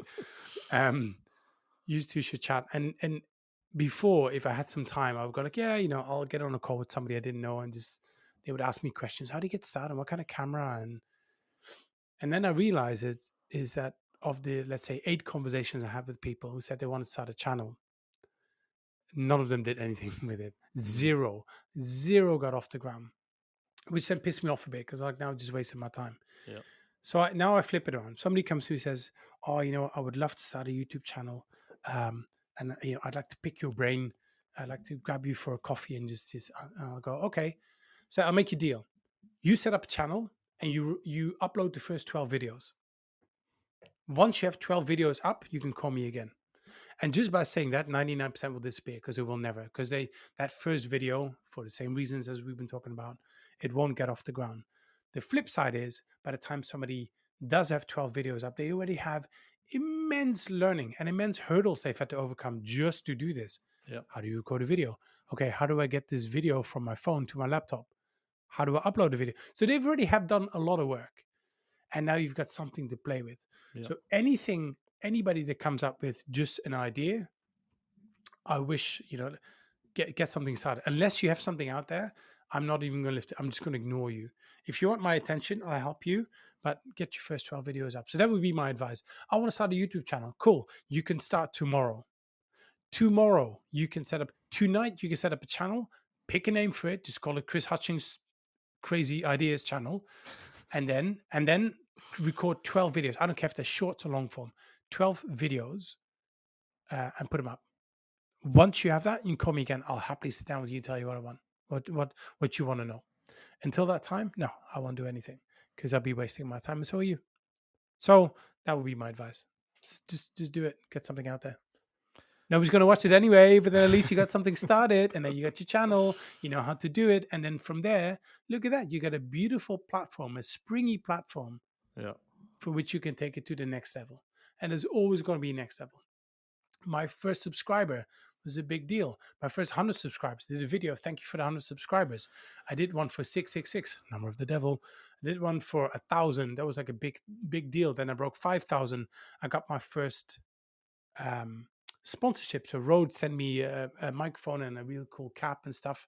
Like, can you review some of our stuff? You want to use that? The first money I made, my first $10 I made from a bit of ad revenue.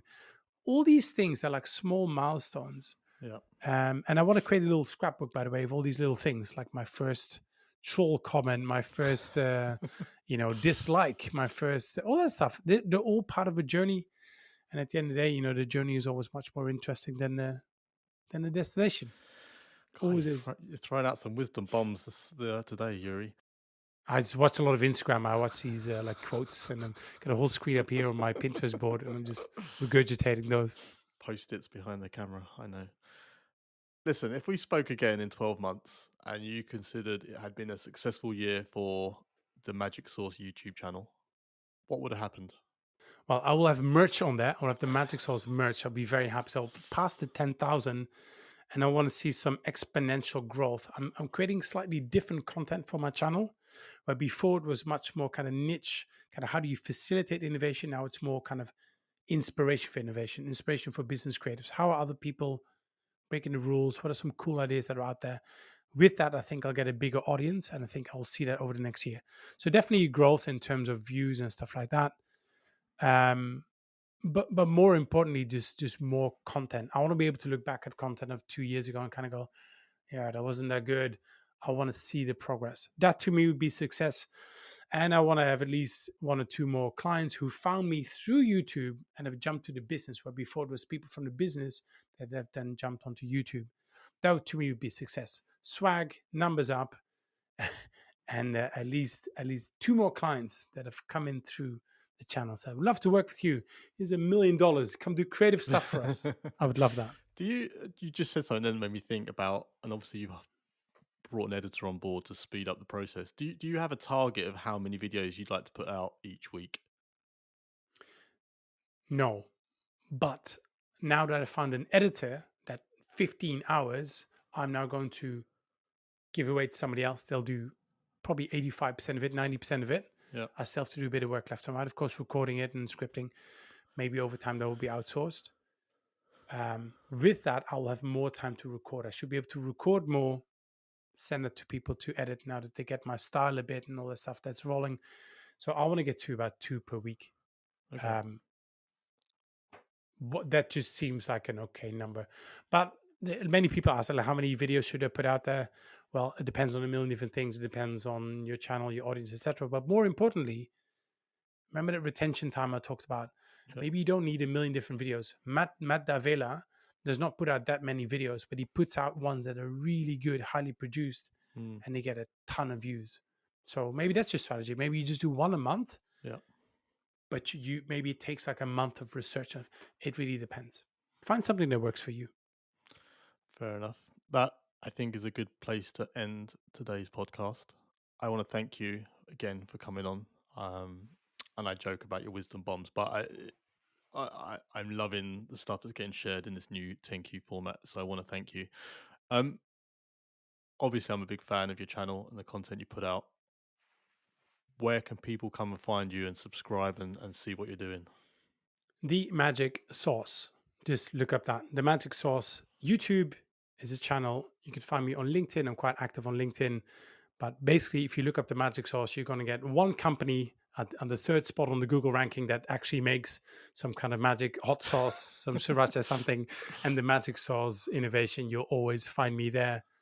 Across channels. I'm very active on LinkedIn, very active on YouTube. So looking forward to seeing you there. If you are a bit of a business creative, you like to break some of the rules, you want something that's new and different, or just fill your brain with some provocative thinking and some new and different ideas, I think you might enjoy some of the work that we have. Do you know, I think also, just to add to that, I think if you are a creative, if you are a YouTuber and you're putting out content, I think Yuri's channel would be a good place just to see a different style of editing and production that, whilst you might not be working in the business world or the creative world, that world, there will be some definite takeaways and things that you could probably put into your own channel. So go check it out. Go say hi to Yuri, and the sooner you subscribe, the sooner you can get your hands on one of his Magic Source hoodies. And that's one. And you, as I said, I will respond. So I'm still very approachable. Once I get to like this God level later on, I might not Yeah, yeah. respond to the commoners We'll anymore. forget But about until your. this time, I am just a commoner like you. You can always reach out. I love to chat to people and love to chat with you. And thank you, Chris, for having me yet again. Always a pleasure for making me feel very welcome and allowing me to divulge some of my little musings and ideas. No, it's my absolute pleasure, Yuri. Thank you.